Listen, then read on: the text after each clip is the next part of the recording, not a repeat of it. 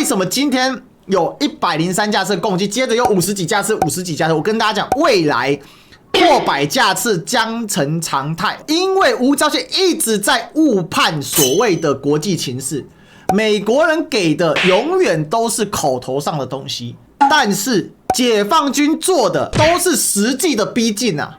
这个是我们看解放军，就是解放军看台湾。但是问题，对岸已经拍了几次，然后我们每次都说人家是 P 图啊，那这谁害的？就是无能的外交部长叫吴钊燮嘛，真的是无招啊！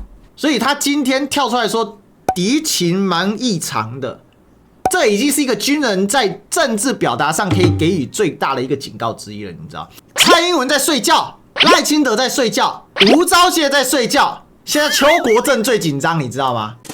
Ladies and gentlemen, welcome the host. 今年哦，在这个3月7号的时候，国防部长一样邱国正嘛，那时候他就讲说，共军在今年恐怕会逼近12海里哈，消息来源是美国啊。但之后邱国正就没有再讲过这个消息了，也就是说，我们在这个之后就没有所谓详细的到底共机共建的一个所谓逼近的消息，基本上都还是说用扰台或绕台这样的说法，现在基本上都是用扰台的，就是骚扰台湾叫扰台啊，这样的一个状况啊。现在的解放军在用攻台抗美的策略啊，但国防部不能讲，为什么不能讲？因为蔡英文信的是吴钊燮，这个人没有任何能力，这个人只有意识形态，这个人只有意识形态，所以郭正亮才骂他白痴部长嘛。啊，真的就白痴部长，有一个人这样做外交的吗？为什么今天有103架次共机，接着有50几架次、50几架次？我跟大家讲，未来破百架次将成常态。我等一下会讲为什么。这个问题是什么？因为吴钊燮一直在误判所谓的国际情势，美国人给的永远都是口头上的东西，但是解放军做的都是实际的逼近啊，就是说，今天你只要，比如说美国人一个说他今天要做一个政治目的的东西，他佩洛西来台飞机飞一次，中线就没了。然后呢，你蔡英文访美的时候一些动作，他现在的做法就是把所谓的政治的借口、政治的破口转换成军事的增添啊。就你今天做一个政治的动作，我给你做，我用军事回应你，而且我这个回应是常态回应。就很像说，那个水库里面有没有那个淤沙，淤下去就不走了，那沙越高，你上面的水上下那你的事情，反正你每次一个政治事件就像什么，就像政治山洪爆发一样，爆发完之后沙子流下来，水离开了。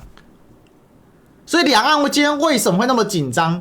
真实紧张结果你知道国防部遇到这个事情，你知道103架是9月17这个事情啊。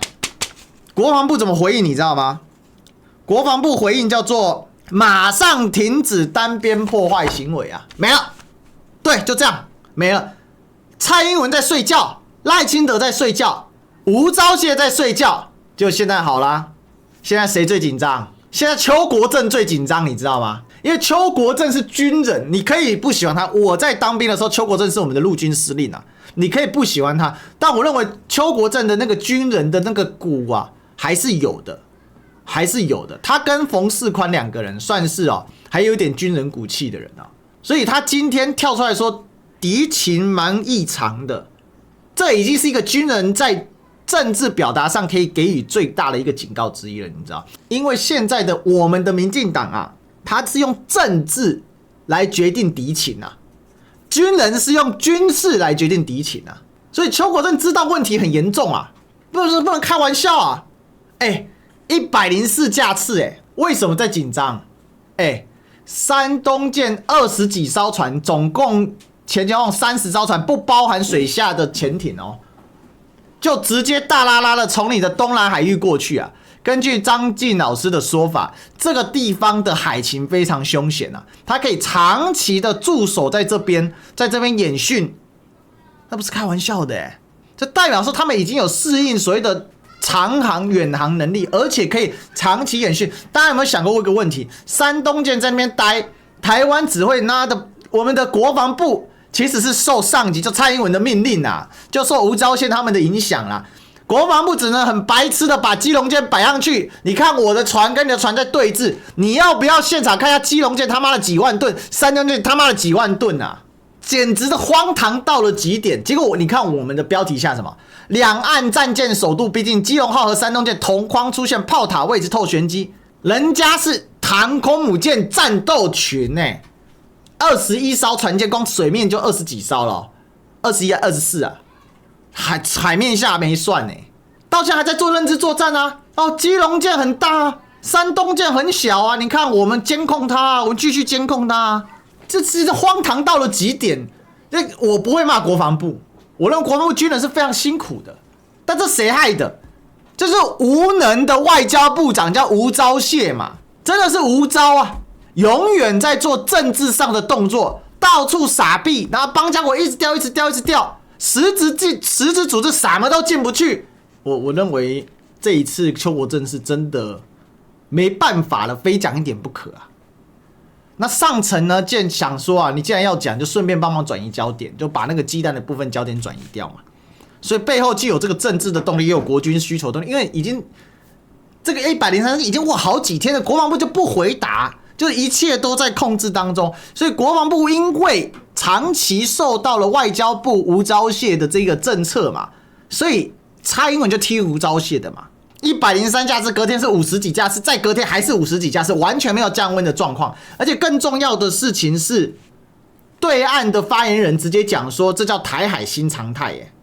也就是说，你再不回应没关系啊，接下来我就每天100架次绕给你看。那再来会不会每天150架次、200架次？当它饱和到每天300架次的时候，然后各种机型都有的时候，如果再进一步开始进行所谓的演练，目前哦，解放军进入台海只有飞行科目哦，没有所谓的演训科目哦，没有战训科目哦。什么叫演训或战训科目？飞行科目就说我这个飞行路线比如说空中加油飞到这里，飞到指定地点最多打开征收雷达征收之类的。什么是战训科目？实际实火发射万一接下来你回不回应呢？那现阶段我们国军根本没办法拦截嘛，所以现在的国军有3个坚持，在今天邱国正跳出来讲之后，全部都没了。3个坚持哪3个？第一个叫做坚持中线存在。第二个叫做坚持24海里的有效控制，第三个叫坚持 ADIZ 敌情有效控制。什么意思呢？坚持中线存在，就是说台海中线没有啦，台海中线还有啦。每次只要你中线上来，我们的飞机就咻飞上去监控，有没有？最糗的是有一次蔡英文在跟所谓的在空中执行任务，在空勤当中空中执行任务的。这个我们的战机要通话的时候，结果被对岸的飞行员直接呛瞎嘛。交台是总统。上位到上校。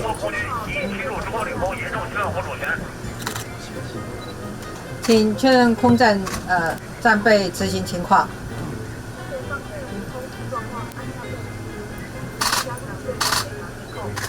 保持监控，确保领空安全。那我说刚才说的3个坚持，通通掰啦。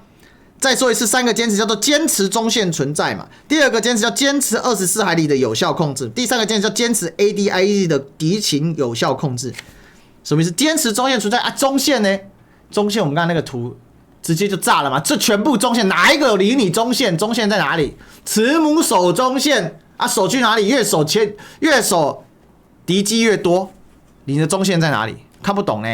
坚持24海里有效控制，那我就问嘛，那请问？那你怎么拍到这张照片的？我就问你怎么拍到这张照片的？我跟大家讲这张照片是从我们这边望过去但是问题对岸已经拍了几次，从对面望过来，然后我们每次都说人家是 P 图啊，这个是我们看解放军，这是解放军看台湾，这是国军看解放军，就是解放军看这个什么，看国军，后面这是什么？东部的中央山脉啊。这3-4一看中央山脉，这个大概秀姑峦山那一带了，就继续讲干话嘛，继续放这种图啊，然后说人家 P 图啊，我就问你背后是什么嘛？请问24海里你守住了没有嘛？说坚持24海里有效控制，这一次国防部等于就坦诚了中线没了，而且最严重的是什么？国台办的发言人也否认中线没了啊？为什么中线没了？啊 ，Pelosi 访台啊，不是跟你讲 Pelosi 访台会很严重，然后呢，坚持 ADIZ 的敌情有效控制，这次也没了嘛，3个坚持通通破功，为什么？因为我们现在连飞机都上不去，我们现在都拿什么？都拿防空飞弹去追歼瞄准那个所谓的敌机呀！啊，我就问你嘛，啊你追歼了半天，啊人家继续飞啊，更别说去年花莲的那4声巨响，到现在没有办法解谜啊！张延廷将军空军出身，他跟我说，敌情这个军事的东西只能用排除法嘛，排除到最后没办法排除什么，那就是有可能。他说那4声巨响很有可能就是歼20的隐形战机在飞啊，有几个很严重的事情大家知道吗？第一个，辽宁舰大修啊，2025年啊，2024年应该，2024年应该会出船坞，2025年就会正式形成战力啊，大概跟福建舰差不多时候，在干嘛？从训练舰转成战斗舰，也就是它是要正式的跟山东舰来完全来靠拢了。啊，我们台湾没有人要报欸，然后呢，福建舰的电磁弹射器已经拆掉，有没有看到？有没有看到？这是福建舰啊，电磁弹射器已经拆掉了，那个工棚拆掉，现在在上面真的已经上舰了。然后我们那时候还在笑说，怎么可能跳过蒸汽弹射？他们听那个对岸那边吹，对不对？哦，他们那边吹爽的哦，习近平就只会吹喇叭哦，习近平什么都不会，只会吹喇叭。啊，你看工棚拆掉啦，我们的210将军怎么说？哎呀，福建舰的甲板出现严重的破裂断裂的状况啊，代表他们的船质量不行啊，代表他们的船这个品质不行啊，不能用质量，等下被治安检查出征啊。工棚拆掉什么意思？就已经准备要海试了。我跟你讲，最近要海试了啦，大概9月底10月就会出去海试了。再来，我哪有乱说？就工棚拆掉了，刚刚口误，不要紧张。这对岸发布的啊。这不是在帮对岸壮胆哦，这对岸这个文汇报讲的啊，3舰啊，3航母时代啊，所以他做了这张图嘛，3航母时代即将要到来了嘛，2025年，也就是明年结束到后年，我认为可能2024年搞不好就会完成了，3航母时代就完成了，所以现阶段问题很严重，所以只好让国防部长邱国正出来讲个几句话，说。哎，这个敌情真的是蛮紧张的，蛮异常。他这个还只能讲异常，他也不讲紧张哦。而且他为了凸显这个异常，他顺道去公布了对岸现在在做那个滚装货轮的那个登陆操演，这样子啊。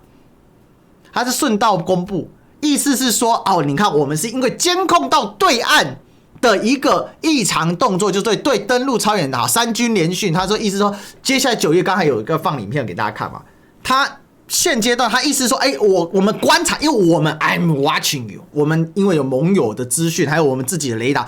今天有人问说啊，是不是美国给雷达？那个邱国正没有讲啊，邱国正没有置可否，他没有回答啊，都默认嘛。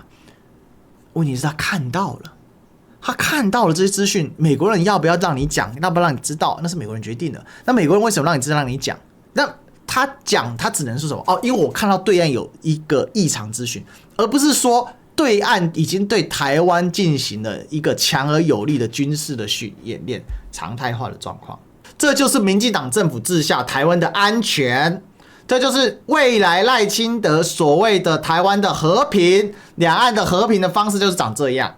那其实最近也有一个东西，我做个补充好了，政治跟军事是什么关系？军事是政治解决问题的一种手段，大家知道吗？所以这事情的本质是政治问题，不是军事问题啊。军事是政治解决问题的一种手段，当然它也是政治实力的展现，但它确实是一种手段，是一种实力的展现。但是它本质是政治问题。那政治问题要什么来解决？政治问题如果不武斗的话，那就怎样？文坛，文坛靠什么？文坛靠的就是对于话语权、对于历史脉络的充分的掌握。因为我一直认为中华民族是热爱和平的嘛，止戈为武嘛，我们那个武器的武叫止戈为武嘛，我们是不打仗，不爱打，不热衷于打仗，不是说不打仗，是不热衷于打仗，能不动则不动，能用谈就谈。那好，我就问，那今天你要谈，你要有历史文化的背景脉络做支撑嘛。那你今天民进党所做的事情就是否认所有的历史真相，你否认所有的历史脉络。那我请问你谈个屁？军事就只是一种政治的延伸，政治的一种手段而已。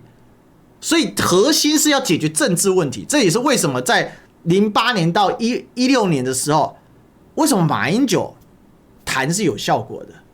但为什么蔡英文、赖清德谈啥效都没有？